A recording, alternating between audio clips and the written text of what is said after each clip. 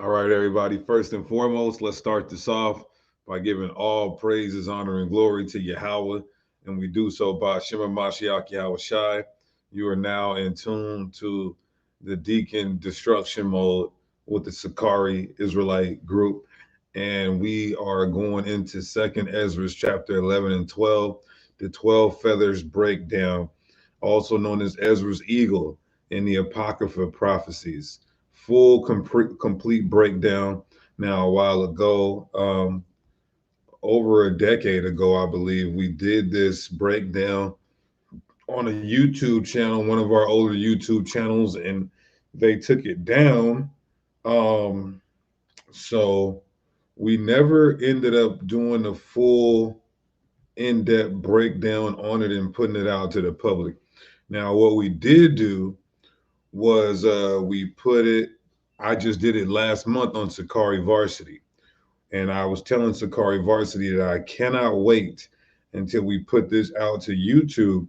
And I did not plan on putting it on YouTube until Apostle Elder Tahar challenged Sakari to put this breakdown out. But if you were on Sakari Varsity, you had already got the in-depth breakdown PowerPoint presentation. So make sure you guys enroll to Sakari Varsity Online Academy, specializing in Hebrew apologetics, by emailing me at sakariseattle@gmail.com. All camps and women are welcome. And make sure GMS, make sure you guys enroll too. I'll give a couple of you guys free registration. That way you guys can get the correct breakdown.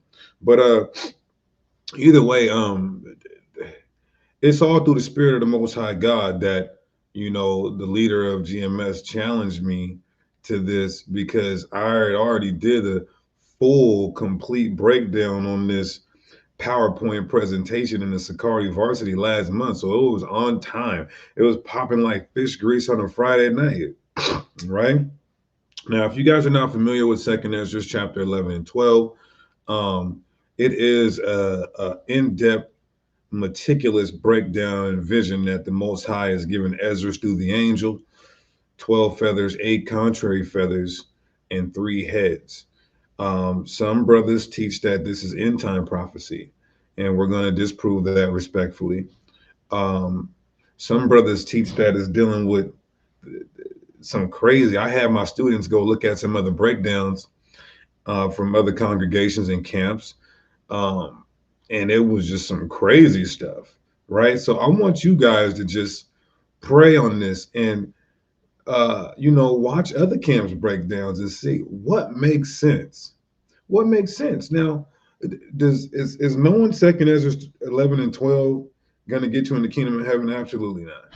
But it's good information to know. It validates our book that this is a prophetic book, and what the Most High promises will come to pass. It is now history, Second Ezra 11 and 12, but this was prophesied before it became history. So it's very in depth, very intricate, good history, and something is something to know that you could excuse me, you can break it down properly. You understand? So without further ado, this is going to be a compact, precise, and concise breakdown. Right? Remember that too. Flawless, not lawless. Flawless, not lawless. 613. The whole armor, all the way up and down the sleeve and the pants too. Go get your moderators. Put the clothing line in the chat. Put the deacon's clothing line in the chat right before we get started. Put the deacon's clothing line in the chat. Actually, you know what? I got it. I'm gonna do it myself. All right, y'all. So before we get started, I want to play the challenge. I'm gonna play the challenge where we were challenged to put this breakdown out as if we didn't have it or we were scared. Now, one thing you will notice is that I haven't looked around, but this will more than likely be the most detailed breakdown where we're going through every detail in Second Ezra 11 and 12, right? Now, if you do know anything about our brothers over there at GMS, and this is no, You guys got to stop saying we're going to war. There's hatred or grudges. It's not that at all. The brother said, issued a challenge to put out the breakdown. We just did the breakdown last month on the varsity, so we're making it public right now. It's not any hate, or you guys got to stop this soft ass shit. Niggas be on my comment board saying, "Oh, you guys are camp banging." It ain't no camp banging. There's some correction, there's some rebuke, but it's all out of love, right? We're not the ones saying that they now. If anything, I can charge them with that. They're telling us our whole family is going to get raped and our daughters are going to get tortured and we're going to die. And we're not even saying all of that. But them niggas been saying that for so long about whoever they don't like, they'll say that about them. If the Most High is going to take somebody out, he's going to take somebody out. Brothers done died in our camp. Hella brothers done died in GMS. Brothers done died in IUIC. It's not because you got mad and put a curse on them, right? The Most High will take out whoever he wants to take out. So anyway, let's start. Let's get this going. Now I gotta go quickly, brothers. I only have a couple hours, so I have to go quickly. All right. Now, this video is from 5 days ago when Elder Tahar was telling his camp to tune in to the video that I did about Apostle Paul. So I just want to play this. Right? And I'll explain everything in detail. And then you guys can say, oh, Sakari's bugging, or you could say it's in the Bible. We're not gonna speak out of our hearts or anything like that. And while you at it, Deacon Akar, do you still teach and pursuant to Second Ezra 11 and or Second Ezra 12, that part of that breakdown is talking about the Byzantine Empire? Could you speak on that too? Thank you very much in advance. That is so. That's where he challenged me to break down Second Ezra 11 and 12, because the 8 contrary feathers. The reason why they're being called contrary because they're different. There was a split in the Roman Empire, the East and the West. So it's not the whole Byzantine Empire. It's the beginning of the Byzantine Empire. The correct word or the correct understanding of the 8 feathers would be just the Constantine dynasty. And we're going to prove that, right? So let's continue now. Before we go into this PowerPoint presentation, look how lovely it looks, y'all. Look at that. We can use it. I was comparing the GNT and the KJV. Saying, look at how lovely. Look at this. Look at this. Who else is doing it like this? There's what? 180, almost 200 slides. Come on, man. Who else got 200 slides about 2nd Ezra 11 and 12? Who else got a 200 round clip? Right? Now, before we go into it, everybody, I want you guys to hear a little bit of GMS's breakdown of 2nd Ezra 11 and 12. And I want you guys to just tell me what makes more sense. Don't say, oh, I'm rocking with Sakari. Don't come through with the biased opinion. Really, really ask yourself what makes more sense. All right. So let's hear a little bit of his understanding of 2nd Ezra 11 and 12. And then we'll go into the presentation. Oh, watch this, y'all. This is funny as hell. So he's going in on Bishop Nathaniel's understanding of 2nd Ezra 11 and 12. Even though I don't think IUIC put out a full breakdown on it, I think they just hit a couple points on it. But he's scrutinizing IUIC's understanding of it. Meanwhile, he's about to make the biggest blunder and flaw that's going to disqualify GMS's understanding of 2nd Ezra 11 and 12. So watch this. They set themselves up to reign, and their kingdom was small and full of uproar. Those last two, the wings was Gog and Magog, which has not happened yet. Go ahead. I don't know where he got, and he said Gog and Magog, and he kept reading. He didn't explain. He didn't link up anything that proved that it was God. The scriptures say, "Prove all things and hold fast to that," which is good. Now maybe Sakari can help him if they know the breakdown, because I know that they used to. I'm pretty sure they changed it. They came to the senses. Well, if you don't, just drop me a line. It was a car mainly So he's challenging us again to bring the breakdown out. that said that part of the breakdown of Second Ezra 11 and Second Ezra 12 has something to do with the Byzantine, the kings of the Byzantine Empire. And I kept asking them certain script to break down a certain precept within. It was either this was years ago. Second Ezra 11 and Second. Yeah, this is over a decade ago, more than likely, 12, or about a decade ago. and he ignored me. He said I ran from him 10 years ago. He never answered back. When I kept asking if the Byzantine Empire was a part of this, then what does this particular verse mean? I forgot what the word verse was. Well, ask it again when you see this video. Got which I'll kind of look and I'll see if I can remember. I hope you guys changed it, and if you did change it, please drop a line to Bishop Nathaniel. Tell him that he's going off, you know, and he's gonna wind up in the lake of fire. And I saw, and behold, they appeared So let me figure out. no more. And the whole body of the eagle was burnt. So this is destruction of this eagle of America. Okay? It has nothing to do with America. Well, he went from two wings, which is Gog and Magog, to America. Has nothing to do with America.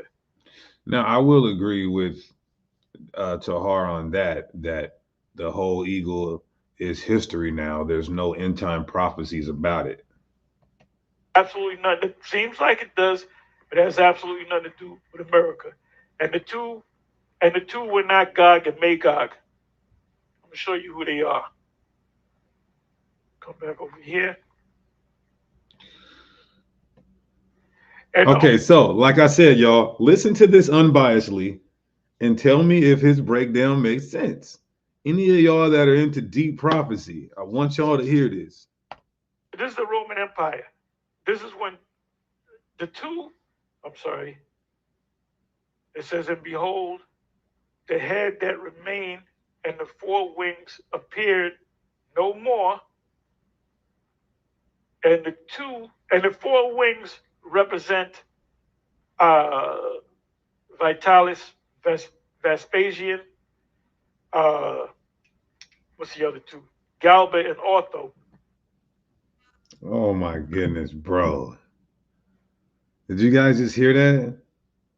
Now, I want you guys to pay close attention. If you can take notes, please. He said, because there's 8 contrary feathers. He said the 4 there's at this point in 12 and 2, there's only 4 feathers that remain. He said one of them is Vespasian, right? I'm going to write that down with you guys. One of the 4 feathers, one of the feathers is Vespasian. Now, watch this, everybody. Watch this, though.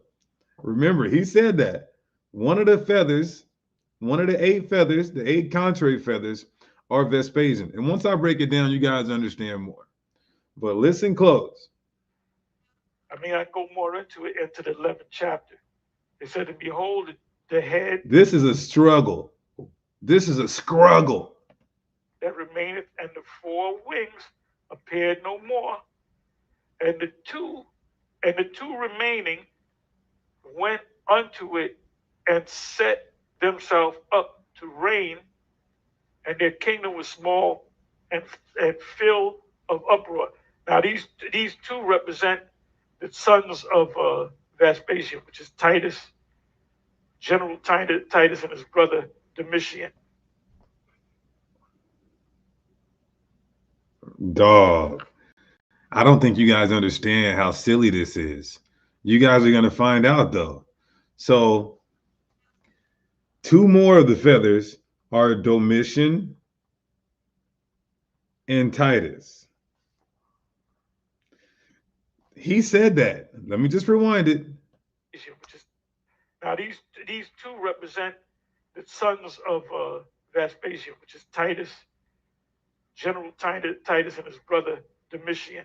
Okay, so I want you guys to listen close. He's saying that 3 of the 8 feathers that remain are Vespasian, Titus, and Domitian. Keep that in mind. And what happened after them? There were no more of these Edomites that ruled. It was Jake. It was Nerva. He was the first Jake to rule.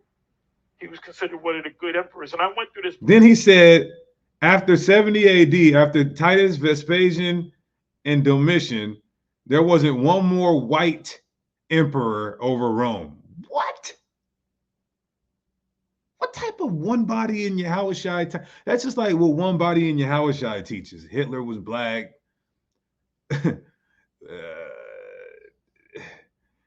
Man, they say one body in Yahushua teaches everybody was black. Who else did they say was black? Nostradamus, Napoleon, Herod. They say some crazy stuff down there. There wasn't one white. You do know that Persinius Niger, he had a arch enemy who was a white man. That was after, and there was an emperor, a co-emperor or fellow emperor or a prior emperor, I forget. But he had an arch nemesis that was a white man. Anybody can look that up. But that's not even the funny part, y'all.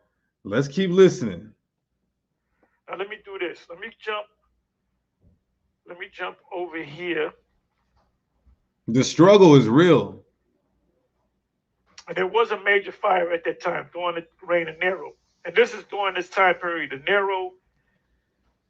Now, he proceeds to say, when it says the eagle got burnt up, and it was no, this is horrible. This is absolutely horrible.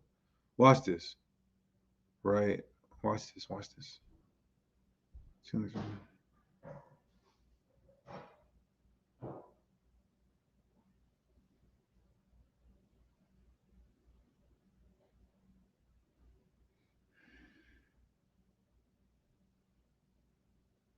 Oh, no, that's 12. That's 12. Watch this, y'all. Watch this. 12 and 3. Look at this. And I saw, and behold, they appeared no more. Please listen to this, y'all. I know it's deep, but just listen how silly this sounds. Tahar just said verse 3 was fulfilled during the time of Nero, because there was a great fire during the time of Nero. So when it says the whole body of the eagle was burnt, he's saying that is during the time of Nero. Here's the problem, everybody. Nero was 64 AD, roughly. Then after that, it went on. It came back to great glory. That fire was like an 8-day fire. Then it came back to great glory until 70 AD and beyond, even 73 AD. But the Bible is saying when this eagle is burnt, the heads, the feathers, and everything appears no more. So the eagle getting burnt would have to be after all the feathers and heads reigned. There's more feathers and heads after Nero. That's another silly blunder from their understanding. So let's go back. Here the four Caesars, Vespasian, Titus, and Domitian. So now let me do this. I'm sorry. For those of you who are on a level, and when I say on a level, it doesn't mean you're just perfect and without sin and you're going to be saved. I mean, like on a level where you understand prophecy. Pay attention. So we did a complete breakdown on both of these chapters. You never did a complete breakdown on this. Let's stop playing games. This was back sometime in 2014. So then we had it on YouTube, but they took down those pages, so we lost it. A lot of research you got to do. I'm gonna just jump around. Okay, now watch this, everybody. This is after this, we don't even need to hear no more because their breakdown is wrong.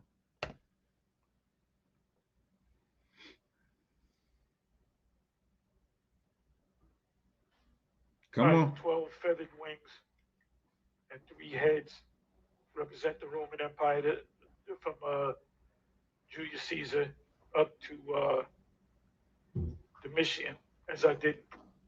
Now, did you guys just hear that? He said one of the 12 feathers are, the first of the 12 feathers is Julius. Let me write that down.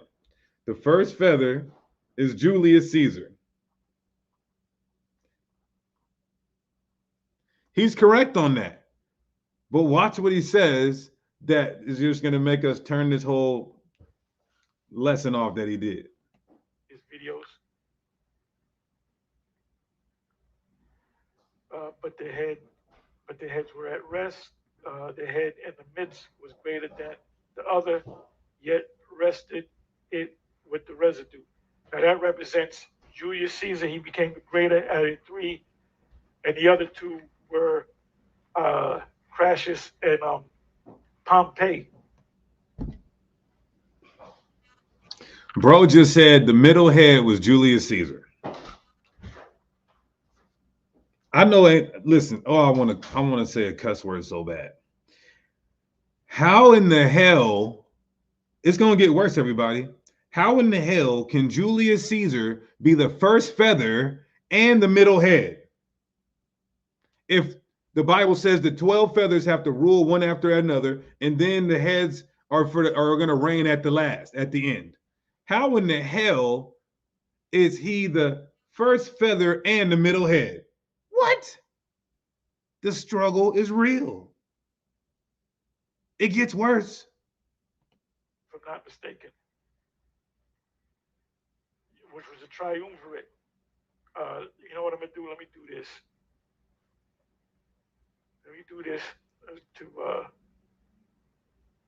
Then he said, this is so confusing. Oh, then he said Pompey. Okay. How did Pompey die? Because the Bible, how did Pompey die? Ptolemy sent a small ship to meet Pompey, as if he wanted to greet him. So Ptolemy killed Pompey.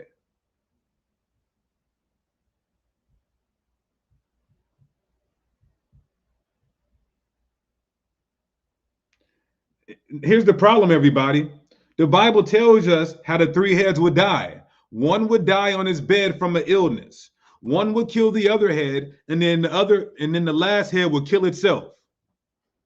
So Pompey did not hold on. Pompey was not assassinated by Julius Caesar or Crassus. That disqualifies his understanding. It's so confusing because he's saying there's 3 heads, with the first triumvirate, which is Julius Caesar, Crassus, and Pompey. Then he say those 3 heads reincarnated. He says this is what he says. Those 3 heads reincarnated to Vespasian, Domitian, and Titus, who are also a part of the feathers. What? He says this. So we just proved that Julius Caesar can't be one of the heads because one head would die on his deathbed from an illness. Julius Caesar was murdered. Pompey was murdered. And they weren't murdered by the other 2 heads. That debunks the whole breakdown. Let's continue, though. You guys are going to hear it for yourself.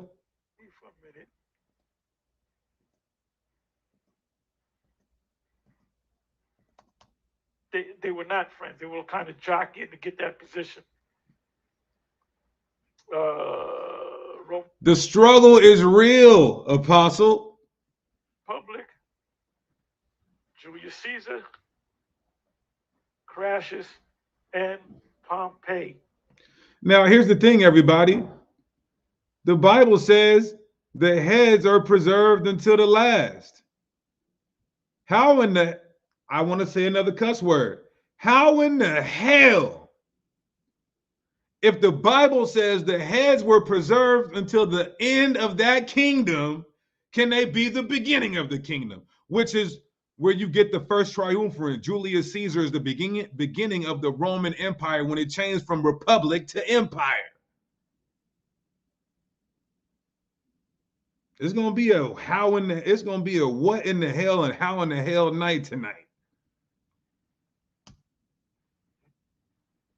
I believe this is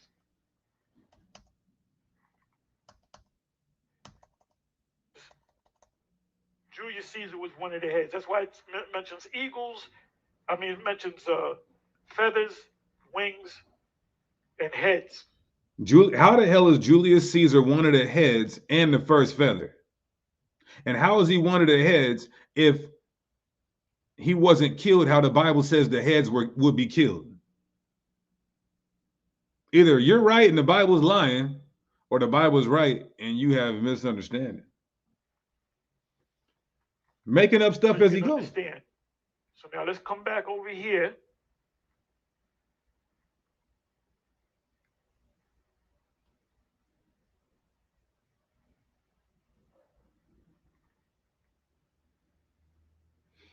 See, Bishop. That's why I said I want you guys to tell me unbiasedly who in the hell's breakdown seems the best, more reasonable and logical, and is in line with the Bible. Never go into the whole complete breakdown because he doesn't know it. So he's guessing. That's why he said Gog and Magog. No, you're guessing. Heard him say it. If Bishop Nate is guessing, you're not even eagle winging it. You're chicken winging it. You're gnat winging it. Put words in his mouth, and I beheld, and out of the feathers, different people jockeying for position in the Roman Empire. There grew other contrary feathers, that they became little and small, but the heads were at rest. Heads were at rest. Julius, Pompey, and Crassus. The head in the midst, which was Julius, was greater than the other, yet rested it with the residue, meaning it fell asleep, it died, and it was going to come back. So Julius came back as a Vespasian. Julius Caesar was reincarnated. He's saying that this Bible verse is telling us that Julius Caesar was reincarnated to Vespasian.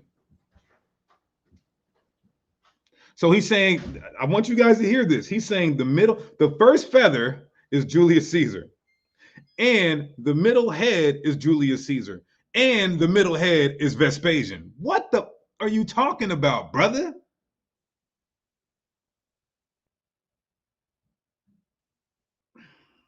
Now, let's see if Vespasian died, how the Bible says the heads would die. Now, look at this, right? In 2nd Ezras 11 and 12, no, 11 and, watch this, everybody. 11 and 35. Look at this.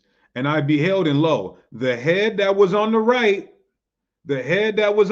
side devoured it that was on the left. So whoever the heads are, one of them heads will kill the other head. You understand that?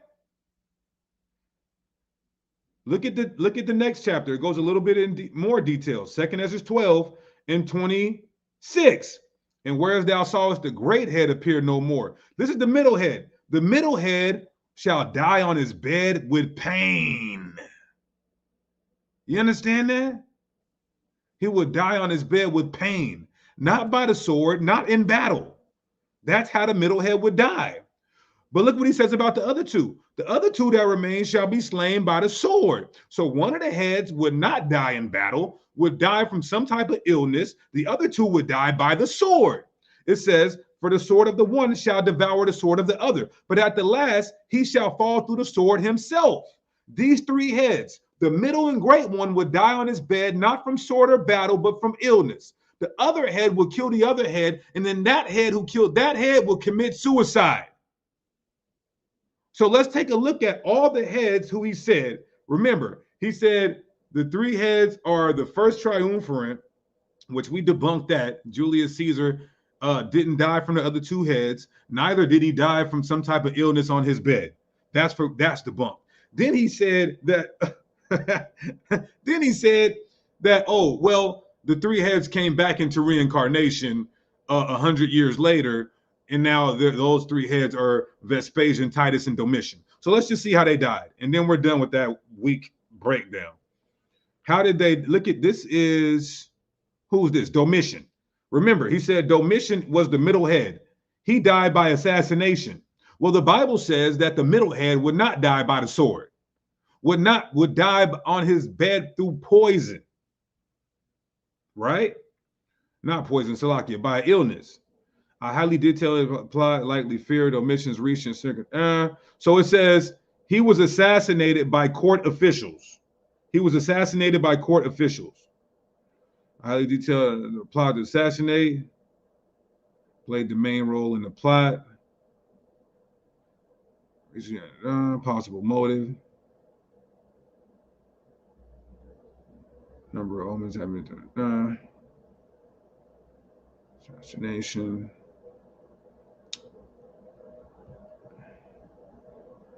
Attack stuff. Struggle on the floor. So he was stabbed during the attack. Stephanius and Domitian had struggled on the floor, during which time Stephen was stabbed by the emperor, and Domitian's body was carried. Okay, so it looks like he died from a stabbing. He got stabbed or something. That's what it looks like. Right? So now the other two heads, this just disproves that Domitian can't be the middle head, because he got stabbed to death, what it looks like an attack from Stephanus. Either way, it's not like how the Bible said. Now, let's disprove. Remember, Titus, now if Titus and Vespasian are the other two heads, remember what the Bible says in 2 Ezra 12 and 28. For the sword of the one shall devour the other, but at the last he shall fall through his sword. So if those other, somebody said, I am so confused. I am too, because this is a GMS breakdown. So I'm sorry you guys are confused. I am too. It's just like a Christian trying to explain the Trinity. It doesn't make any sense. So once we give the proper breakdown, you guys will have the full understanding. Now, if GMS is right, and these last two heads are Titus and Vespasian, one would have to kill the other, and then one would have to kill himself. Now, let's see how Titus died. Titus died at the closing of the games. Titus officially dedicated to the amphitheater in the baths with Titus. He set out for Sabine, where he died of a fever. Oh, GMS, you're done. GMS, you're done, because you said Domitian was the middle head. He would die in his deathbed. The other two heads you said was Titus and Vespasian. They're supposed to kill each other. Then one's supposed to kill itself. You're done. How did Vespasian die? Let's take a look at Vespasian. Ninth goes returning home. He spent every summer. His illness worsened. He developed severe diarrhea. Philip overwhelmed in deathbed. He enacted. So it seems like he also died by fever, by an illness. Neither of these guys killed the other one and then killed themselves. You, my friends, are freaking done. So now we can turn this bullshit off and get into the breakdown. All right, y'all ready? Put them bombs in the chat. I'm sorry I had to do that, y'all. I'm sorry I had to do that, but I just had to show you guys how stupid that their understanding of 2nd Ezra 11 and 12 is. I had to do it. Sorry.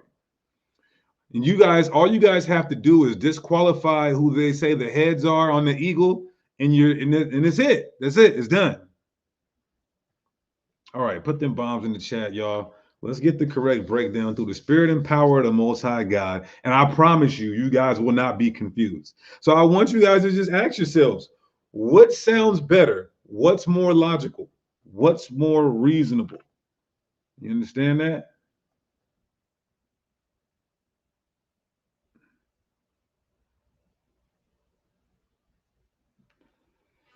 Okay, so we got them bombs in the chat. All right, let's get the correct breakdown on this, right? So I was comparing and contrasting the GNT, which is the Good News Translations, and the KJV for second Ezra's, the 12 feathers breakdown. All right. So let's go. Again, if you were in Sakari Varsity, you got all this good breakdown last month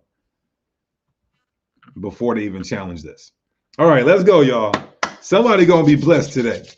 Just see how simple this is. It's not even deep and complicated. Second Ezra 11 and 1. Second Ezra 11 and 1. What? Naphtali.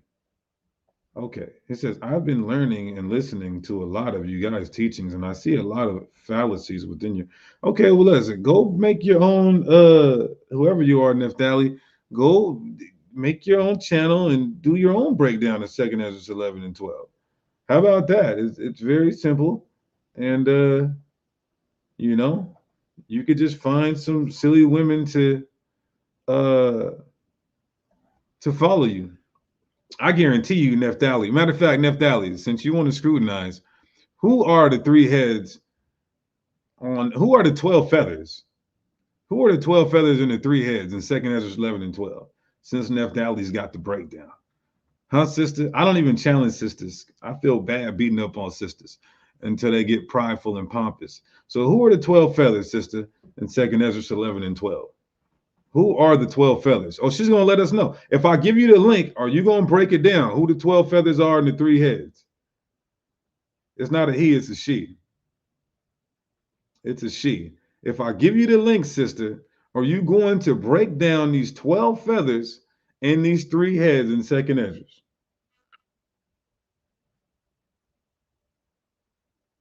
Because I want to get a good laugh before we go into this presentation. Look at her trying to skim read. She's trying to skim read 2nd Ezra real quick.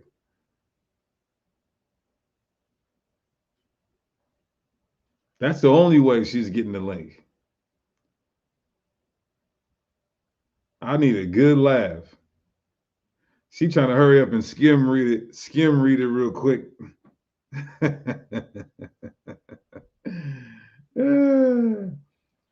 She's trying to hurry up and skim read it. Where you at, sister? I can tell you a lot more than that. No. I said, what's the breakdown on 2nd Ezra 11 and 12? So somebody put her on timeout. She needs to go and sit in the corner.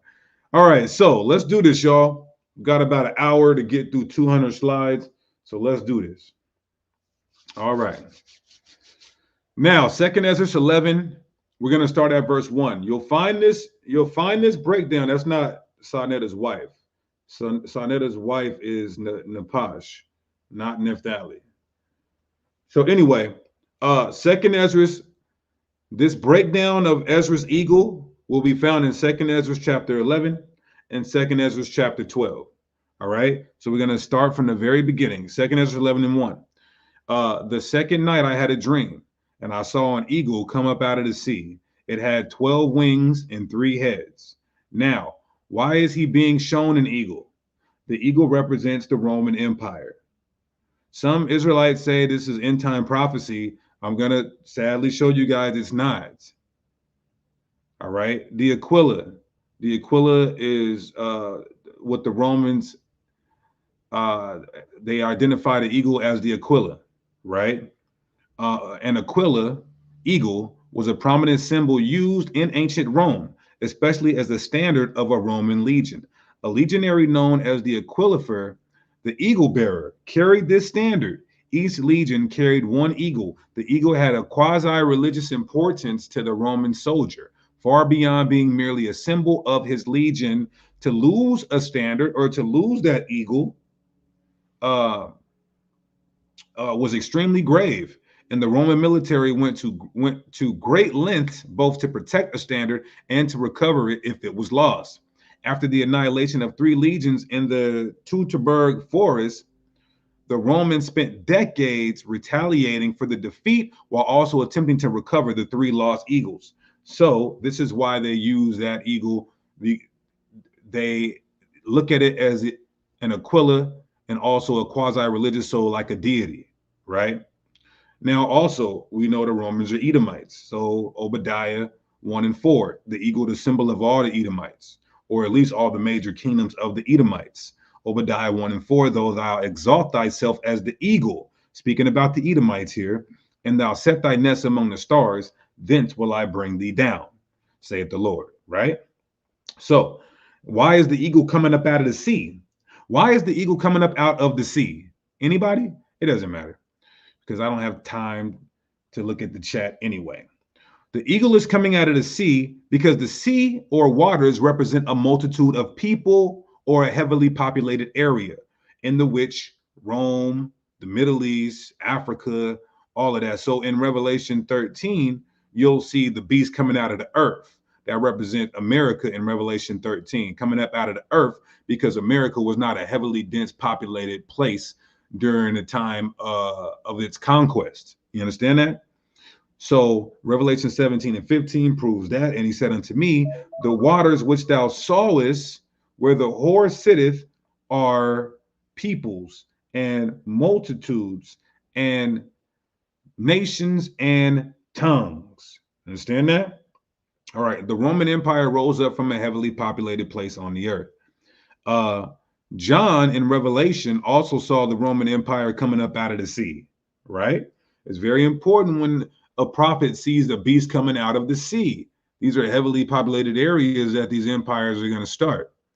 And I stood upon the sand of the sea, Revelation 13 and 1, and I saw a beast rise out of the sea, having 7 heads and 10 horns upon his horns, and 10 crowns, and upon his horns, rather, 10 crowns, and upon his heads the name of blasphemy. This is talking about the ancient Roman Empire in Revelation 13 and 1, right? So back in 2nd Ezra 11 and 1, and it had 12 wings and 3 heads. The 12 feathers or wings, right? The GNT calls it wings. The KJV calls it feathers. It's the same. It represents the first 12 Caesars of the Roman Empire. I'm going to say that again. It represents the first 12 Caesars of the Roman Empire. The 3 heads represent the Constantine dynasty, which is the beginning of the Byzantine Empire.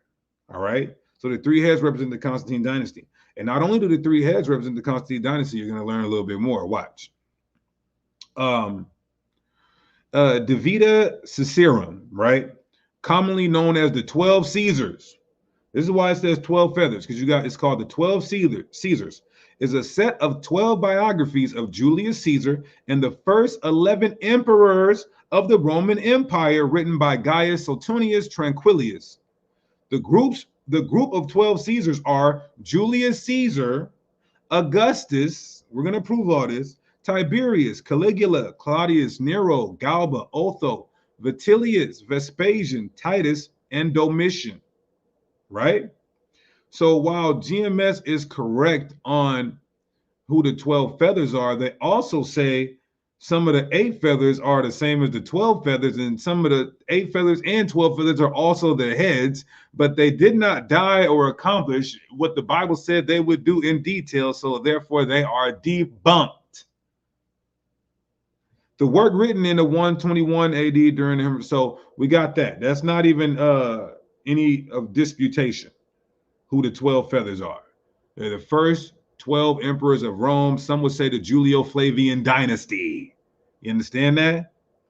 See, if you were in Sakari Varsity Online Academy specializing in Hebrew apologetics, you probably would have got this breakdown last month. All right, 2nd Ezra 11 in verse 2. As I looked, it spread out its wings over the whole world, right? It spread out its wings over the whole world. The Roman Empire ruled the known world, not the literal earth. Because you got some Israelites who might say, well, how did the Roman Empire rule over the whole world? Well, this isn't talking about the whole known world, which you would call in the Greek the oikomene. Understand that? And so they didn't even understand about the 4th part of the world. John the Revelator is the one who knew about the 4th part of the world, and also some of the Northern Kingdom Israelites, and also some of the Tyrians, Zidonians, who had that navy with Hiram and Solomon. They knew about the 4th part of the world. The ancients thought of it most ancients thought of it as a 3-part world: Africa, Europe, and Asia, right? Now, verse 2, what does this mean? 2nd Ezra 11 and 2, winds blew on it from every direction, and clouds gathered over it. What does that mean that the winds blew upon this eagle from every direction? Wind represents destruction or war. Jeremiah 51:1. Thus saith the Lord, behold, I will raise up against Babylon and against them that dwell in the midst of them that rise up against me a destroying wind. So, winds blowing on the eagle from every direction means the Roman Empire was always at war with everyone to expand its territory until its end. That's what that means. Verse 3 in 2 Ezra chapter 11. Then from its wings I saw rival wings begin to grow. This is important, but they were small and insignificant. What does it mean, small and insignificant? That they didn't have complete power. You had Augustuses and you had Caesars. We'll get that in a second. Both emperors, but juniors and seniors. See, this is history that I had to labor and do to give to you, right? So, contrary. In the KJV, it says contrary. In the GNT, it's saying rival. Why? Because you had the dominant and the principate. We're going to get to that in a second. These rival wings and contrary feathers began when the empire split from east to west. I like saying it like that. The rival wings represent the Byzantine Empire, the Constantine dynasty, east versus the west. Now, I'm going to add something here, because I'm not saying it's all of the Byzantine Empire, the beginning of the Byzantine Empire, right? East versus the west. That's why it says rival or contrary. Now, when these other camps or congregations put out their complete and comprehensive breakdown, you guys can take it. I'm not saying brothers is bugged out. Some things brothers do go into might be a little bugged out. But again, is knowing 2 Ezra 11 and 12 going to get you in the kingdom? No. Is it good information to know? Does it validate the Bible as a prophetic book? Yes. Right? The Byzantine Empire, also referred to as the Eastern Roman Empire, was the continuation of the Roman Empire centered in Constantinople during late antiquity and the Middle Ages. The eastern half of the empire survived the conditions that caused the fall of the West in the 5th century AD and continued to exist until the fall of Constantinople to the Ottoman Turks in 1453. Verse 4 in 2 Ezra 11, right? All three heads of the eagle were asleep, even the middle one, which was larger than the others. This doesn't mean reincarnation, as these guys said. Reincarnation. Oh, that represents reincarnation. What? Because watch what it says about the feathers. It says the feathers were asleep too, and they were going to wake all at once. All this means is that they're either not on the scene or not reigning at the time. Right? Heads sleep, meaning they weren't alive or reigning yet. We're going to prove that. The middle head larger than the other heads because it would have the most power. We're going to explain who that is, who the heads are. You already got who the 12 feathers are. Now we're going to go into the 3 heads and the 8 contrary feathers, or the 8 rival feathers. Remember, they will be small and insignificant. The middle head is Constantine. Oh, what, Deacon? Wow, Constantine was black. This has nothing to do with who was black or who wasn't. Constantine was wicked as hell, and he's the one who established Satan's most evil device over the earth, which is the universal religion and white supremacist cult known as Christianity. We will reveal the other heads later. Just know that the middle head is Constantine. How do we know? We're going to show you. It fits every part of the prophecy. You can't just pick and choose. Now, 2 Ezra 11, verse 5 to 9. While I was watching, the eagle flew up in the air and became ruler of the whole earth and all its people. That's self-explanatory. I'm reading the GNT right now, but I switched from the KJV to the GNT throughout the presentation. So it says, the eagle flew up in the air and became ruler of the whole earth and all its people. I saw how everything on the earth was brought under the eagle's control. The Roman Empire was the dominant over the whole earth. We know that. No one on earth was able to oppose it. Then I saw the eagle stand up on its claws and say to its wings, not all of you are to awake at the same time. See, some people are saying that there's only one group saying that this time about reincarnation. That means all the feathers were reincarnating the other feathers, and that's just ridiculous. Right? So it says, Not all of you are to awake at the same time. You must sleep where you are and wake up when your turn comes. And the heads must wake at the last. That's why it says the heads are going to awake at the last. Now remember, GMS said the heads are the first triumvirate, which is during the time of Julius Caesar, which is the beginning of the empire, not the last. You're done. So the heads would be come to power at the end of this empire. Right? Now, the feathers or wings not all wake at the same time. Vespasian was not alive during Julius, right? So that's all it means when it says don't wake at the same time, everybody take his turn. You know, Julius was 53 BC, and then Vespasian was during 70 AD. They weren't alive during the same time, right? So that's all it means when it says awake, don't all awake at the same time.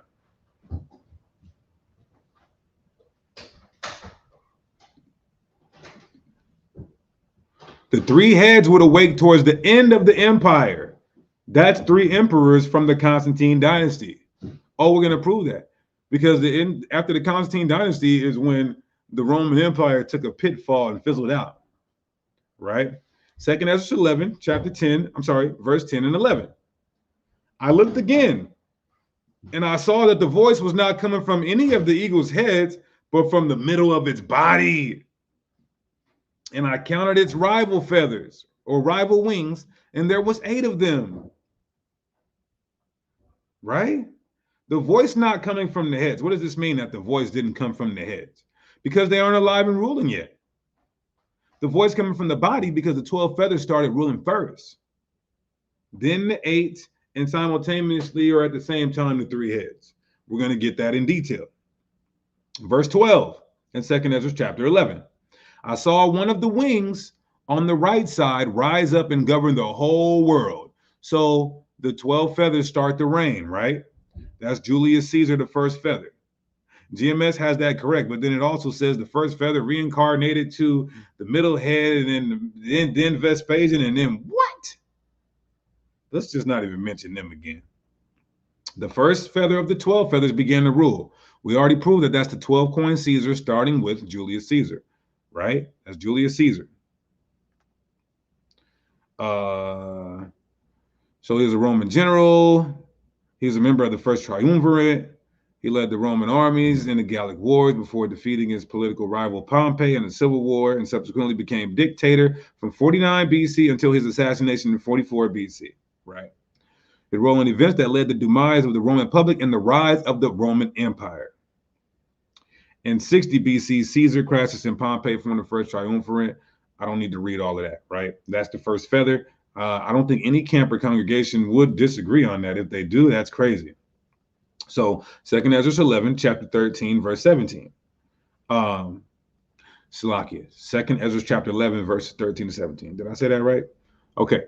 And it was so that when it rained, the end of it came, and the place thereof appeared no more.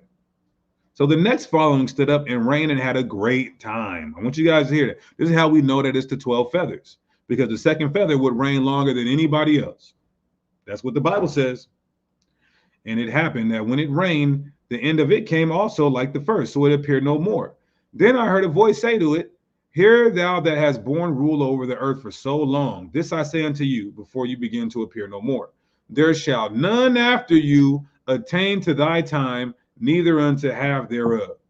That means that the second feather would reign longer than any other feathers and heads. The second of the 12 feathers would have the longest reign. Who is this? Caesar Augustus, longest reign out of the 12 feathers. You understand that? Caesar Augustus. All you have to do is look up the 12 coin Caesars. His name is Gaius Julius Caesar. That's the name of Augustus. Gaius Julius Caesar Augustus, born Gaius Octavius. Now you guys are going to learn later why they started calling people Augustus, right? Also known as Octavian, was the founder of the Roman Empire. He reigned as the first Roman emperor from 27 BC until his death in AD 14. Like the Bible says, verses 18 and 19. Then arose the third and reigned as the other before, and appeared no more also. So went all the residue, one after another, as that everyone reigned and then appeared no more. So you guys already got the 12 feathers. They reigned one after another, and so on and so forth, right? Tiberius will be the third of the feathers. The reign of the 12 feathers is over at this point, at least in chapter 11. At least in chapter 11, right? Now, the 8 rival contrary feathers begin to reign. And why are they called rival in the GNT and contrary in the KJV? Because these 8 feathers wings are a part of the Byzantine Empire and Constantine dynasty. This is the dynasty that separated the Roman Empire east versus the west. The 12 are from the Principate emperors, and the 8 and also the heads are from the dominant emperors. They had it split up, the Principate emperors and the dominant emperors, right? Verses 20 to 21. Then I beheld, and lo, in the process of time, the feathers that followed stood up on the right side. So they start to reign, right? On the 8 feathers. That they might rule also, and some of them ruled, but within a while they appeared no more. For some of them were set up, but ruled not. Notice it says in the process of time, because the 12 feathers ruled from about 44 BC to 96 AD. Notice how this is so important. Notice how it says the process of time. Watch this, everybody. This is key. Because the 12 feathers reigned from 44 BC to about 100 AD. Then the 8 feathers came way later on the scene, from in the 300 ADs. So that's why it says in the process of time. The Bible is depicting 2 key eras, 2 key time periods within this Roman Empire, right? The Constantine dynasty is an informal name for the ruling family of the Roman Empire from Constantius Chlorus to the death of Julian in 363.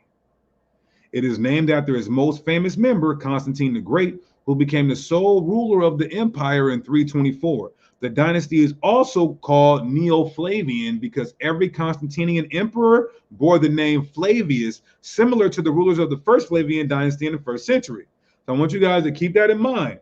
According to sources, the Constantine dynasty is from Constantius Chlorus to Julian.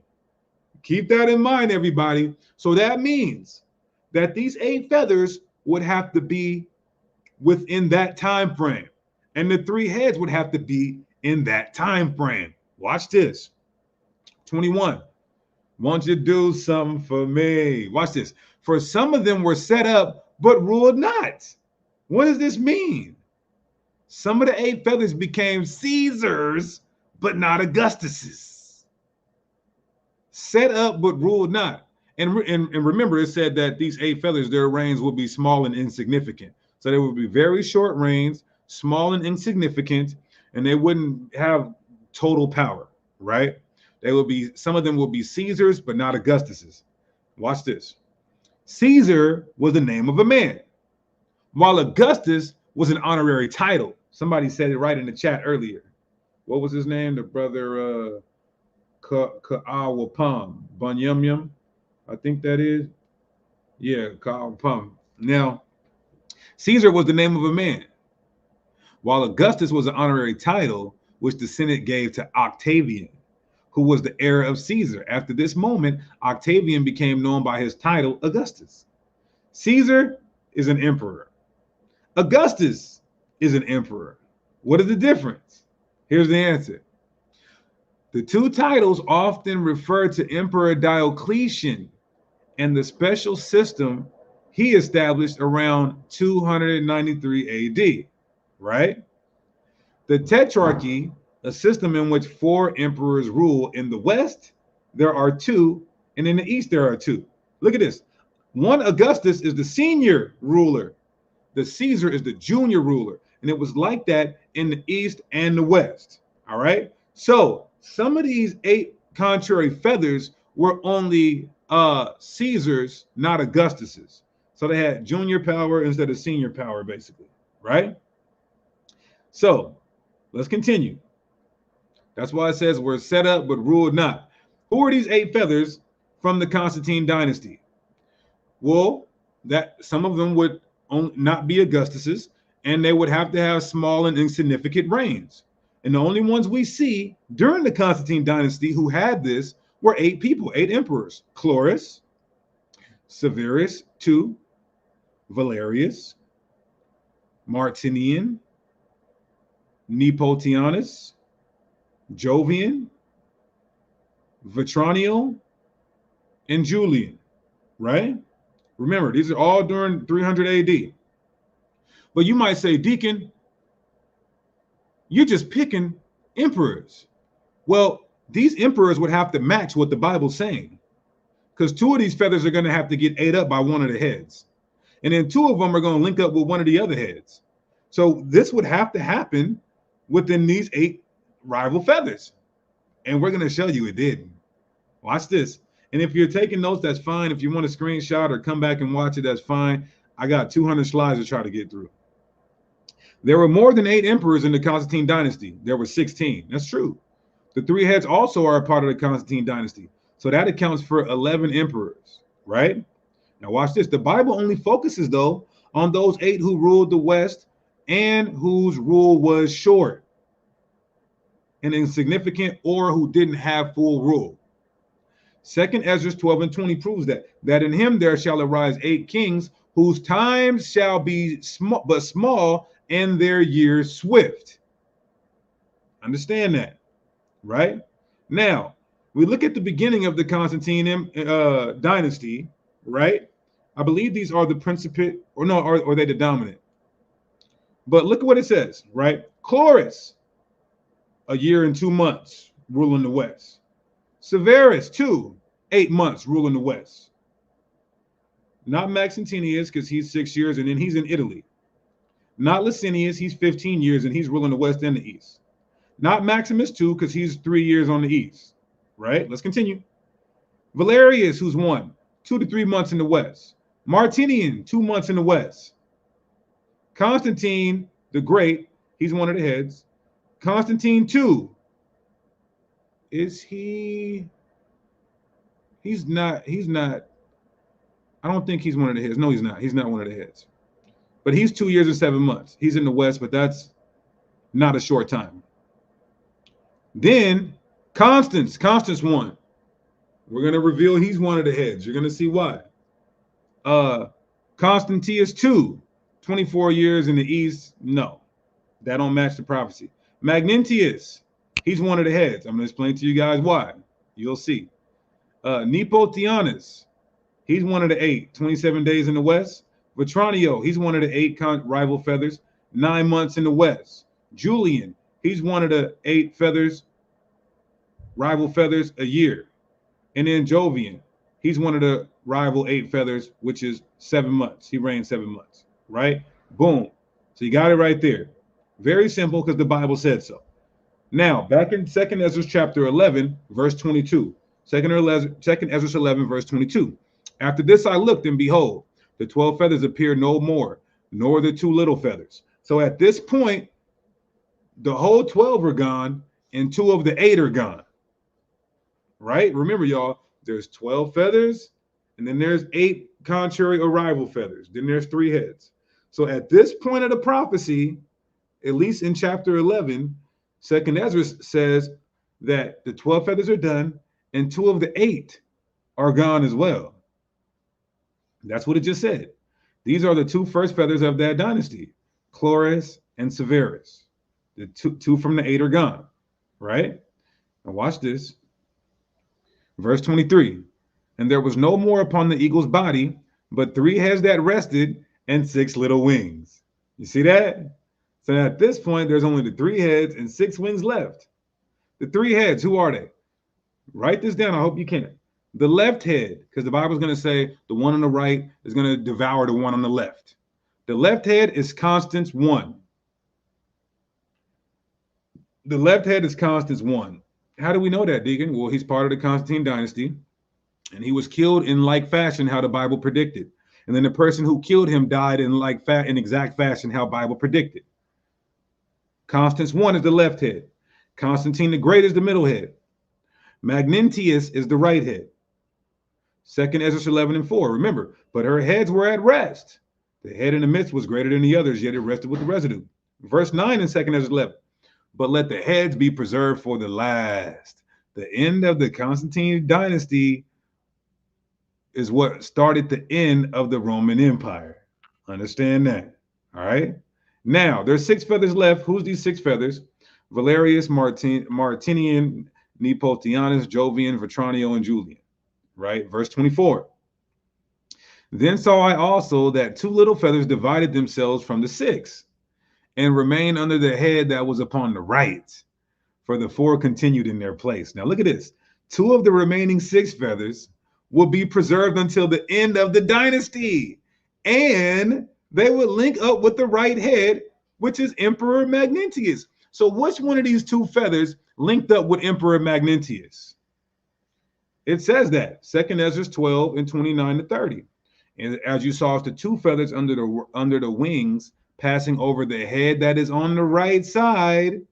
It signified that these are they whom the highest has kept unto their end. This is the small kingdom and full of trouble, as thou sawest. So they will have a short time, full of uproar in their kingdom, but they will link up with Magnentius, the right head. This would be Vetranio and Julian. Now, can we show with source document that Vetranio and Julian linked up with Magnentius? Yes. This is it says in Illyria, Vetranio was acclaimed emperor with the support of Constantius' sister Constantina on March 1st, 350, though he publicly allied with Magnentius. Many modern scholars contended that Vetranio was working for Constantine's sister from the beginning, preventing Magnentius from threatening Constantinople until Constantius could march west. Now, this is source document that the 2 of the 8 feathers will go up under the right head. I mean, they will link up with the right head. One of them is Vetranio, and he linked up with Magnentius as a public ally, right? Let's continue. Magnentius makes Vetranio co-emperor. He makes him co-emperor. Now, look at this. Now, because I said there's 2 feathers of Vetranio and Julian. Vetranio, he makes co-emperor. Now, what about Julian? There is little evidence to suggest that Magnentius' rule was tyrannical or unjust, right? In a funeral oration, listen closely, in a funeral oration for the Emperor Julian, the orator Libanius concedes that Magnentius governed the empire in accordance with the laws. What the hell? Yes, this is what Sakari Varsity is like. You guys are basically getting a glimpse into the Sakari Varsity. Now, watch this. Magnentius being mentioned at Julian's funeral implies that they had some respectable political ties. Who in the hell speaks and gives a whole dissertation of another man at another man's funeral? This is evidence that they had respectable political ties. That's source ancient document. Right now, there's 4 feathers left. There's 4 feathers left. For Sakari Varsity Online Academy, specializing in Hebrew apologetics, make sure you guys contact me at sakariseattle@gmail.com. sakariseattle@gmail.com. Jeremiah, do me a favor, turn the heat off. Turn the heat off because I'm already on fire right now through the spirit. So there's 4 feathers left of the 8. Remember, the 12 are gone. It's broken down into 12 feathers, 8 rival feathers, and 3 heads. The 12 feathers are already gone. 4 of the 8 are already gone. Who's the 4 left? Valerius, Martinian, Nepotianus. I can't even say that. I want to say Tatiana. When I try to say Nepotianus, I want to say Tatianus, right? Jovian, right? So Jovian, Nepotianus, Martinian, and Valerius, right? Now, 2nd Ezra 11, 25 to 27. Watch how deep and intricate this gets.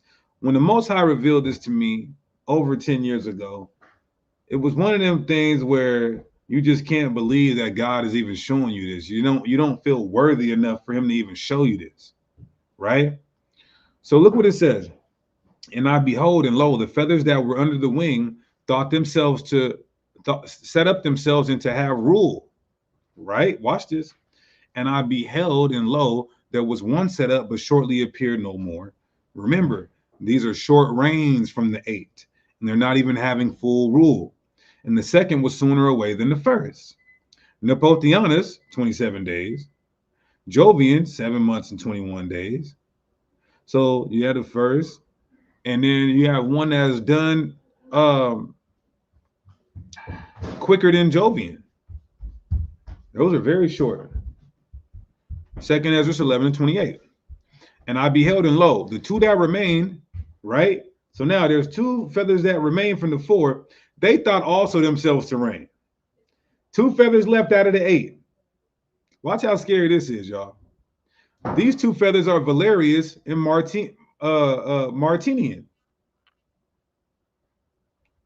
Verse 29. When they thought so, when they so thought, behold, there awakened one of the heads.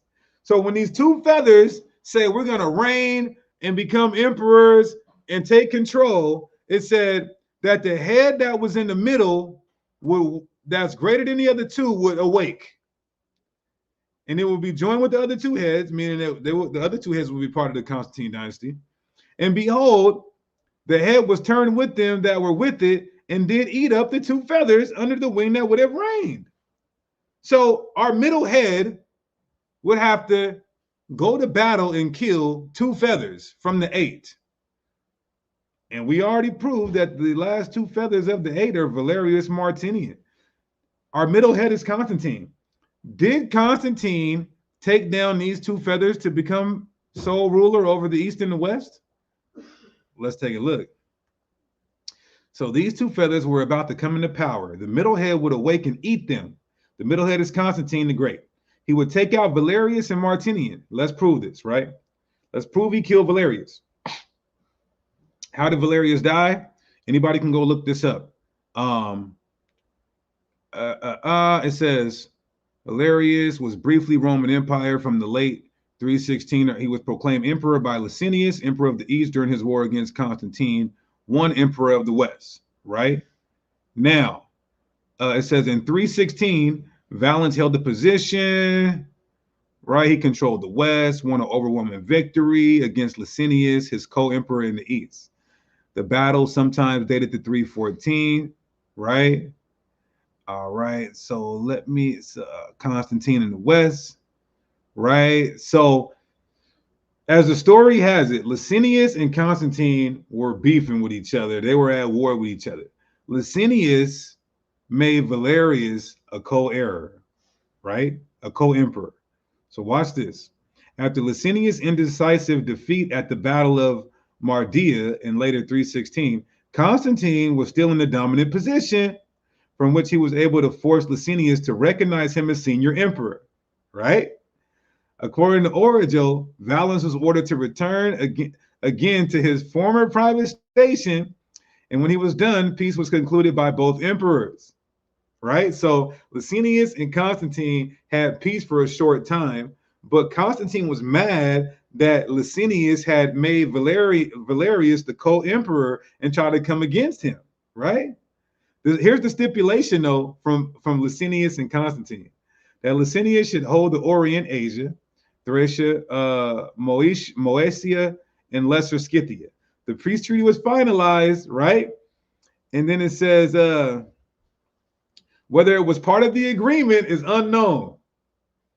But Licinius also had Valens executed. Well, we know it was a part of the agreement.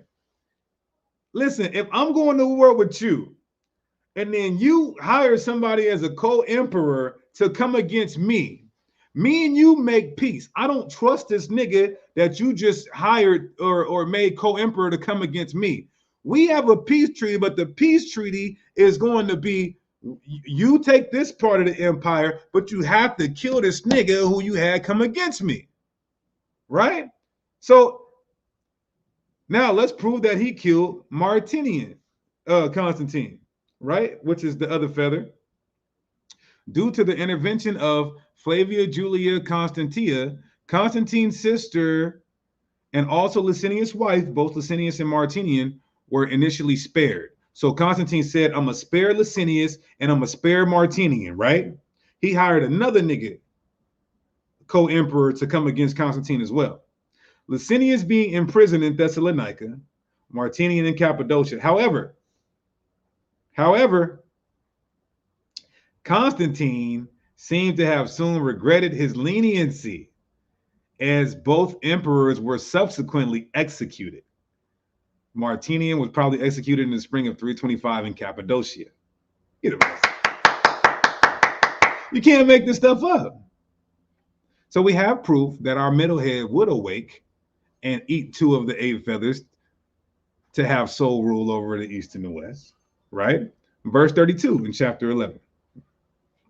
But this head put the whole earth in fear, Constantine, and bare rule in it over all those that dwelt upon the earth with much oppression. And it had the governance over the world more than all the wings that had been. They already had expanded east and west, right? The GNT reads, this head gained power over the whole world, established an oppressive rule over people everywhere, and exercised more power over the world than any other wings had done before. This head would have power over the whole world. Of course, it means the known world. We're not talking about America. This is in reference to Constantine having sole rule over the east and the west.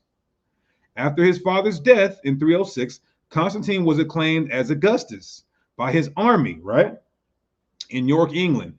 He eventually emerged victorious in the civil wars against emperors Maxentius and Licinius to become the sole ruler of the empire by 324 AD. Upon his ascension, Constantine enacted numerous reforms to strengthen the empire. He restructured the government, separating civil and military authorities to combat inflation. He introduced the solidus, a new gold coin that became the standard for the Byzantine and European currencies for more than 1,000 years. That nigga had it on lock. He established did Constantine actually do this though?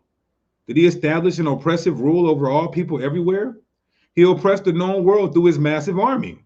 That's for one.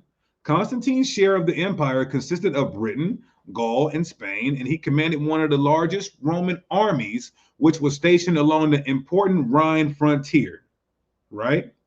Now, how else did he establish an oppressive rule? Forced conversion to Christianity is oppression, just like the Arab conquest and they did with Islam. Well, who did it before that? Constantine. See, we, the Israelites, we never went around forcing the whole world to Judaize themselves, but Constantine did with Christianity, and Islam did with the Arab conquest of 700 AD. Watch this. Nevertheless, he is venerated as a saint in Eastern Christianity, and he did much to push Christianity towards the mainstream of Roman culture, forced conversions. Now, look at what he did. They try to paint him like he's a saint, Catholics, right? Because he helped Christianity become the universal religion. But this guy, Constantine, had held his eldest son, Crispus, seized and put to death by cold poison. He also did the same thing with his wife. He killed her in an overheated bath. This guy poisoned his own son and put his wife in hot boiling water and killed her too. He wasn't no goddamn saint. This guy was an oppressive, sadistic, twisted, homicidal maniac, right? Now, verses 33 to 35 in chapter 11. And after this I beheld, and lo, the head that was in the midst appeared no more. So Constantine died, just like the wings were gone no more. But there remained the 2 heads, which also in like sort ruled upon the whole earth and over those that dwelt therein. And I beheld, lo, the head that was on the right side devoured it that was on the left. Watch how scary this is. The right head, which is Magnentius, he would kill the left head, which is Constance I, right? Just like the Bible said. One of the heads would devour the other. And chapter 12 says, by the sword. Now look at this. The death of Constance I, right? So is this unpopular? On the 18th of January, 350 AD, the general Magnentius, the right head, right, declared himself emperor with the support of his troops on the Rhine frontier. Constance was distracted by a hunting trip when he was notified of the elevation of Magnentius, and he was forced to flee for his life. As he was trying to reach Hispania, supporters of Magnentius quartered him in a fortification in Helena, in the eastern Pyrenees of southwestern Gaul, where he was killed after seeking sanctuary in a temple. So he was killed by the sword by Magnentius, just like the Bible says. Verses 36 37. Then I heard a voice which said unto me, Look before thee and consider the thing that thou seest. And I beheld, lo, as it were a roaring lion chased out of the wood. And I saw that he sent out a man's voice unto the eagle and said, The lion is the Messiah. Now, did the Messiah actually come and take down the Roman Empire? No. But let's prove that the lion is the Messiah. Revelation 5:5. And one of the elders said unto me, Weep not. Behold, the Lion of the tribe of Judah, the root of David, have prevailed to open the book. So yes, the lion represents the Messiah. Verses 38 to 40, right? Let's keep going. Hear thou, I will talk with thee, and the highest shall say unto thee, Are not thou, so the Most High through the angel is speaking to the eagle, Are not thou that remainest of the fourth beast, whom I have made to reign in my world, that the end of their times might come through them? So the end of the Roman Empire will come through the eagle, right? Those 12 feathers and 8 feathers in the Constantine dynasty. And the fourth came and overcame all the beasts that were past. So it's talking about the fourth beast from Daniel. We know that's the Roman Empire. And had over the whole world with great fearness, and over a whole compass of the earth with wickedness and much oppression, right? Much as so long dwelt he upon the earth with deceit. Verse 40 says the fourth beast would conquer the 3 beasts before it. This is key to show you that this is not talking about America, but it's talking about the ancient Roman Empire. I'm going to explain.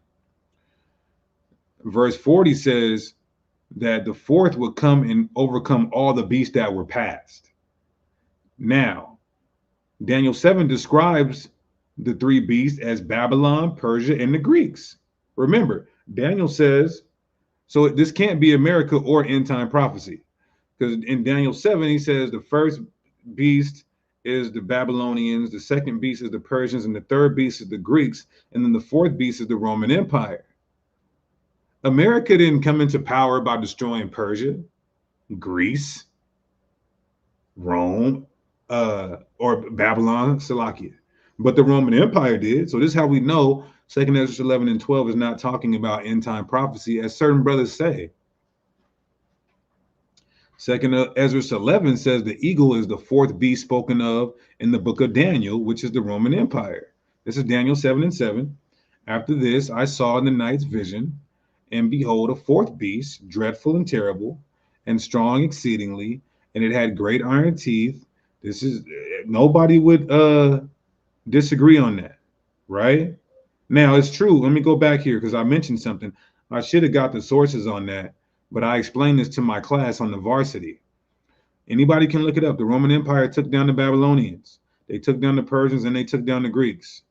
So this can't be talking about some end time prophecy. This is already antiquated in history, right? So back in 2 Ezra 11, 41 to 45. For the earth has thou not judged with truth. Talking about the Roman Empire, of course. There was Edomite devils. For thou hast afflicted the meek. Thou hast hurt the peaceable. Thou hast loved liars, and destroyed the dwellings of them that brought forth fruit. That's what they did. Everywhere they conquered. And hast cast down the walls of such that did no harm to you. Therefore is thy wrongdoing come up to the highest, right? And thy pride unto the mighty.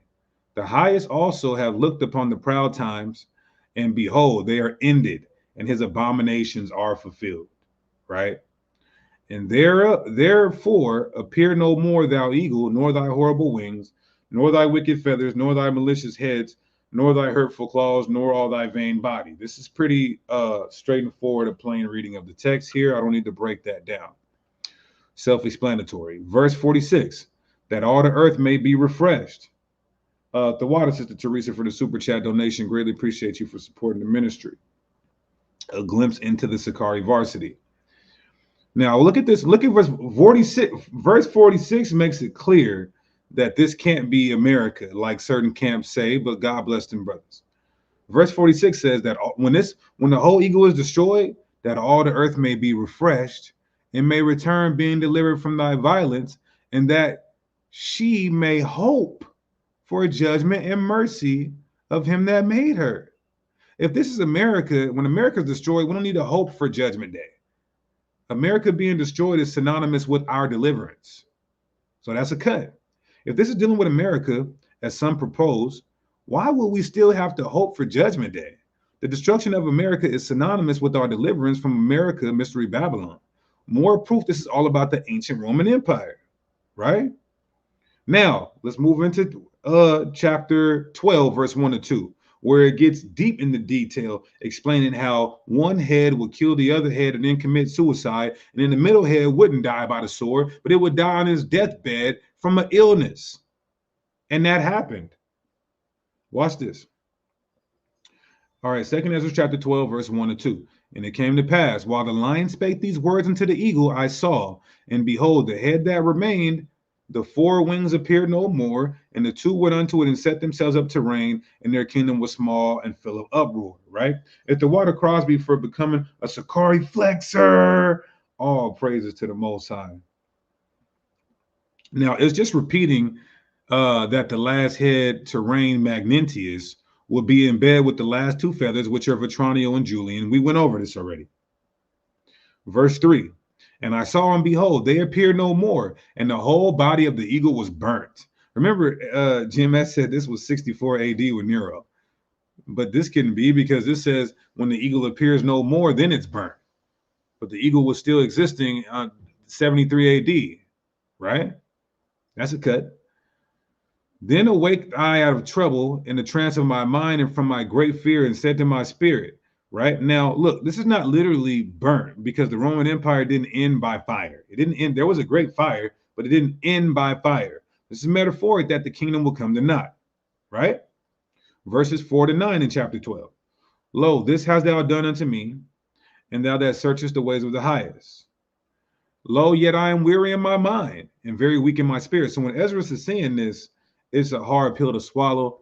It's making him weak and faint, because it's a deep vision that he's given him of the Roman Empire.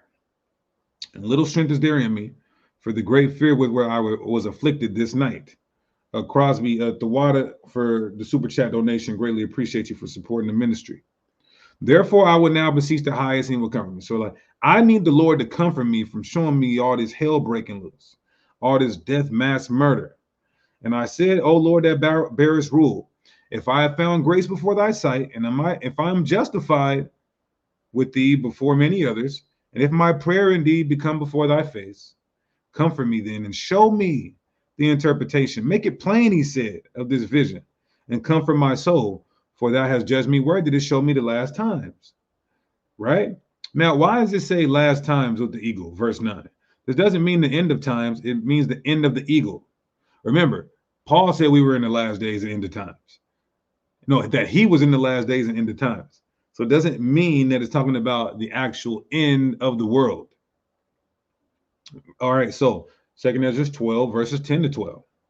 It says, and he said unto me, this is the interpretation of the vision. The eagle whom thou sawest come up from the sea is the kingdom which was seen in a vision of thy brother Daniel. So this is key clue here, a key context clue. But it was not expounded unto him. Therefore, I declare it unto you, right? So what did Daniel see? Daniel seen the fourth beast, the Roman Empire. He did. And he seen America. But Daniel didn't see the Roman Empire in all its details like Ezras. Ezras seen emperors ruling and dying and fires, etc., wars and all of that. So it wasn't given to Daniel in detail. All Daniel got was this right here. 7 and 8 of the Roman Empire. A fourth beast, dreadful and terrible. It was strong. It had iron teeth. That's the military. It break in pieces. It stamped a residue. It was diverse from all the other beasts. It had 10 horns, meaning it was comprised of 10 kingdoms, the east and the west. I considered the horns, and there became up another one of them, a little horn. So there is an extension past the Roman Empire that he sees, but concerning the Roman Empire itself, that's all he got. Ezra's got way more. Verse 13 to 14. Verses 13 to 14, right? Behold, the days will come that there shall arise a kingdom upon the earth, and it shall be feared above all the kingdoms that were before it. In the same shall 12 kings reign one after another. That is the 12 coined Caesars. The first 12 emperors from Julius to, who do we say? I forget. But you guys got that. Just look up the 12 coin Caesars or rewind the video. The Roman emperor and the first 12 Caesars, also known as the 12 coin Caesars. That's the 12 feathers. Verse 15. Wherefore the second shall begin to reign, and shall have more time than any of the 12.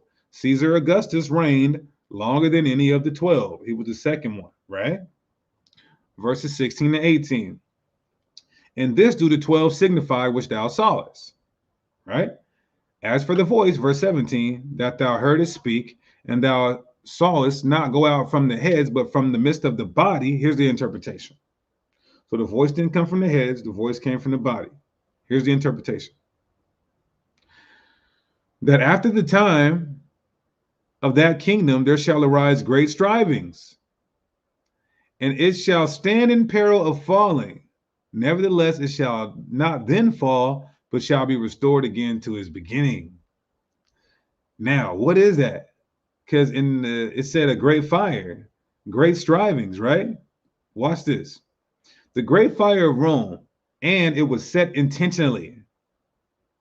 This is how the Roman Empire was almost destroyed, but it came back to full power, as you can see, for a long time. And it was in 64 AD-ish. The kingdom would almost fall. This was the Great Fire of Rome. The Great Fire of Rome began on the 18th of July, 64 AD. The fire began in the merchant shops and around Rome's chariot stadiums. After 6 days, the fire was brought under control. But before the damage could be assessed, the fire reignited and burned for another 3 days. In the aftermath of the fire, 70% of Rome had been destroyed, 10 out of the 14 districts. According to Tacitus and later Christian tradition, Emperor Nero blamed the devastation on the Christian community in the city, initiating the empire's first persecution against the Christians. So he blamed the Christians. It was set intentionally, whoever did it. But he blamed the Christians for it. At the water, Antonio Wright for becoming a Sakari flexor. Other contemporary historians blame Nero's incompetence, but it is commonly agreed by historians now that Rome was so tightly packed, a fire was inevitable. So it stood in great perils and great strivings, but came back to power. Verse 19 to 21. And whereas thou sawest the 8 small under the feathers sticking to her wings, this is the interpretation. That in him there shall 8 kings arise, whose time shall be small and their years swift. We already went through who the 8 feathers were. And 2 of them shall perish, middle time approaching. 4 shall be kept until their end begin to approach, but the 2 shall be kept until their end. We kind of already went into this in chapter 11. You can rewind it and get that understanding. We went over this chapter, the 8 contrary feathers, right? The 2 first to be slain. This is what it's talking about. The 2 first to be slain, the 4 that remain, and the 2 kept until the end. That's all it's saying, right? Here's the 8 feathers. If you didn't get it earlier, you can screenshot that. Chlorus, Severus II, Valerius, Martinian, Nepotianus, Jovian, Vetranio, and Julian. You can screenshot that or rewind it for time's sake. Now, these are the 8 feathers represent the Constantine dynasty, right? Verses 22 to 24. And whereas thou sawest 3 heads resting, this is the interpretation. In his last days shall the Most High raise up 3 kingdoms. Remember, the 3 heads are not until the end of this eagle. Not at 70 AD. Not in the beginning of its empire, like this camp once said. Right? In his last days, Most High, and renew many things therein, and they shall have the dominion over the earth, and renew many things therein. So you had this complete rule from the Julian Flavian dynasty to the Constantine dynasty. That's a lot. And of those that dwell therein with much oppression, above all those that were before them, therefore are they called the heads of the eagle. Right? The 3 heads. Who are these 3 heads? Constance 1, the left head. Constantine the Great, the middle head. And Magnentius, the right head. It says, rule with much oppression, as Constantine was cruel and forced Christianity on the world. We covered this in chapter 11. Verse 25. For these are they that shall accomplish his wickedness, and that shall finish his last end. Now, there's a camp. Let's just call them out. GMS says the three heads were in 70 AD. That's not the end of the Roman Empire. That's not the end of their wickedness. The end started with the declining started with the Constantine dynasty. And what was their wickedness? Universalizing this wicked satanic religion as Christianity and killing people by the masses and committing genocide if they didn't convert. Shall accomplish his wickedness. That's the creating Christianity or globalizing it back then. Finish his last end. After the Constantine dynasty is when the empire began to fall. Verse 26. And whereas thou saw the great head appear no more. Here we go, everybody. Because remember, GMS is saying that this great head in the middle is Julius and then reincarnated to Vespasian. What? And it's the first feather too? What? Julian didn't die on his deathbed with pain from an illness. He died by the sword. And Vespasian didn't die like that either. Right? So that's a cut. So the middle head would die on his deathbed with pain. The middle head, Constantine, would die on his deathbed by way of an illness and pain. According to Christian writers, Constantine was over 40 when he finally declared himself a Christian, making it clear that he owed his success to the protection of the Christian high God alone. Despite these declarations of being a Christian, he waited to be baptized on his deathbed. This is where deathbed salvation comes from. Believing that the baptism would release him of any sins he committed in the course of carrying out his policies while emperor. So he waited to get baptized because he knew he was going to continue in wickedness, although proclaiming himself to be a Christian. From his recent illness, Constantine knew his death would soon come. Within the Church of the Holy Apostles, Constantine secretly prepared a final resting place for himself. It came sooner than he expected. Soon after the Feast of Easter, 337, Constantine fell seriously ill. Constantine died soon after at a suburban villa called Acarion on the last day of the 50-day festival of Pentecost, directly following Pascha or Easter. They're going off right here because Passover is not Easter, right? But this is the beginning of Christianity mixing paganism with the Bible. So source document proves he died on his bed in pain from an illness. Your middle head does not fit this prophecy.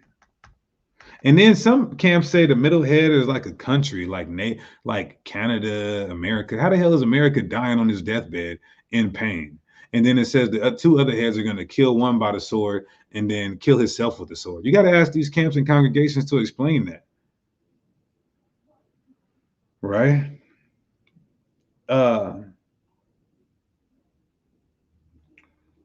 So let's continue. Verses 27 to 28. For the two remaining shall be slain with the sword. These are the other two heads. The two remaining shall be slain with the sword. Verse 28, for the sword of the one shall devour the other, but at the last shall he fall through the sword himself. Right? So it's very detailed. The middle head not going to die by the sword. It says the other two will die by the sword. So you can't play that game that, oh, it just means destruction. If it just means destruction, why is it given grave detail? Why didn't it say they all would die by the sword, or they all would just come to naught, or they all would be finished, or they all appear no more? No, it doesn't. It gives grave detail, though. So your other two heads, one would have to kill the other and then kill itself. Well, our heads that the Most High has given us, that happened. The two heads that remain, Constance, one the left head, and Magnentius the right head. One will kill the other, then kill himself.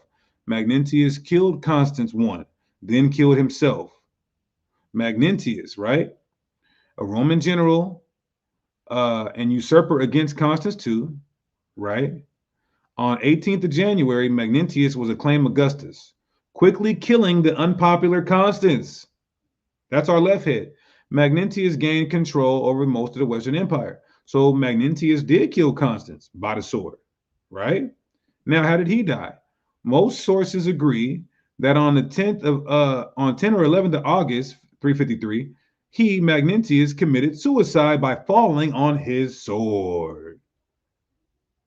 You can't make this stuff up. If God didn't give this to me, who the hell did? In verse 29 and 30, it says, and whereas thou sawest the two feathers under the wings passing over the head that is on the right side, it signified that these are they whom the highest hath kept unto their end. That is the small kingdom and flood upward. So there's two more heads. I'm sorry, there's two last feathers, and they will link up with the last head that was on the right. We already talked about that. Remember from chapter 11, these two feathers linked up with the right and last head. These are Vetranio and Julian. We proved that already. Verses 31 to 33.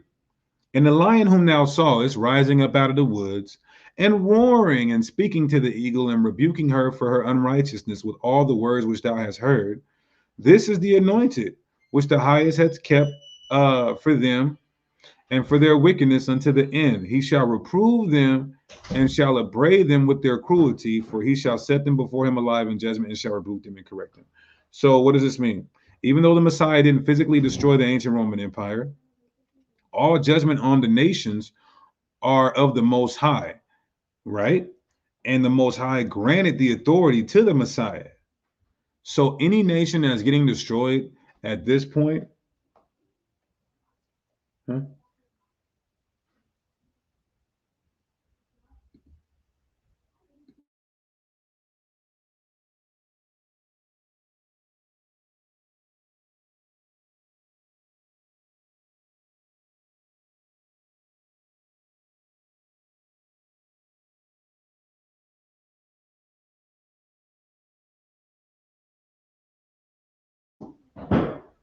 Salakia, yo.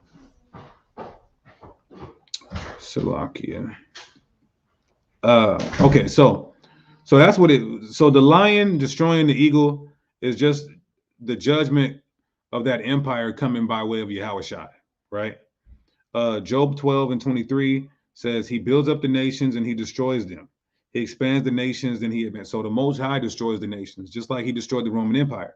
But after the Messiah did what he did on the cross, Matthew 28 and 18, and Jesus came and speculated him, saying, all power and authority is in heaven and earth is given to him. Right? Verse 34. This verse proved that this can't. Verse 34, this verse proves that this can't be talking about America or end time, like some of our dear beloved brothers say. He said, when this happens, some of us will still be around the land of Israel, being oppressed by this particular kingdom. And after we are delivered, we will still have to wait until judgment day. So this can't be talking about end time prophecy, y'all. This happened already. Watch verse 34. For the rest of my people shall he deliver with mercy, those that have been pressed upon my borders. So there would be still a small remnant of us around that area being oppressed by this Roman Empire, by this eagle. This is not talking about today. So he said he would release us from that empire and shall make them joyful until the coming of the day of judgment. Wherefore I have spoken. So when we get delivered from America, we're not going to be around our land. We're going to be here. And then we're not going to have to hope for judgment day to come. Right? That's a cut. Verses 35 to 38. This is the dream that thou sawest. This is the interpretation. You only have you showed. So he said, go hide all this and put it in a book. The end of the 12 feathers breakdown. That was almost 200 slides. All right, y'all. I know you might have some questions. I know you might have wrote down. You should have been a part of the Sakari Varsity Online Academy specializing in Hebrew apologetics. This is the type of stuff that we go into. We don't. It ain't entertainment. It ain't fun and games. It's real deal scholarship, y'all. It's real deal hermeneutics. You understand? It's real history. It's real source document. It's real academia, right? Any questions, y'all? Y'all like my mural? Y'all like my mural up there? My ancient painting. Also, too, y'all, get your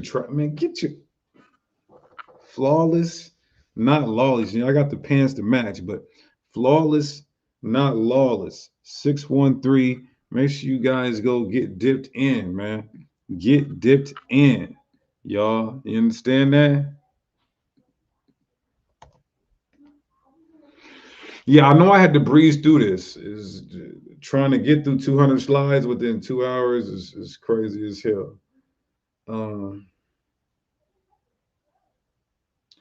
Polymoth. I'm not sure. Hit me on the email I'll read that for you and check up on that for you. So this concludes the 12th for the breakdown in 2nd Ezra chapter 11, verse 12, also known as Ezra's eagle. What's the 7 spirits of God mentioned in Revelation? Those are what they call the 7 archangels. Constantine also thought of himself as a god. That's good. That's good. All praises.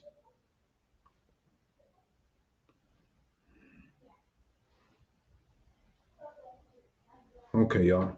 So I got to get ready to go. I got to take this little boy somewhere. My email is sakariseattle@gmail.com. And if y'all want to get this varsity material, also hit me on sakariseattle@gmail.com to sign up to Sakari Varsity Online Academy specializing in Hebrew apologetics. Now, this to me is probably the most thorough and comprehensive, meticulous, in-depth breakdown on the Spirit of the Most High God. Let's end this by giving all praises to the Most High, Yahweh, and we do so by Shema Mashiach Yahweh Shai. Until next time, y'all, Shalom, Shalom. Hit that like button on your way out and share the video. This validates our book. All praises.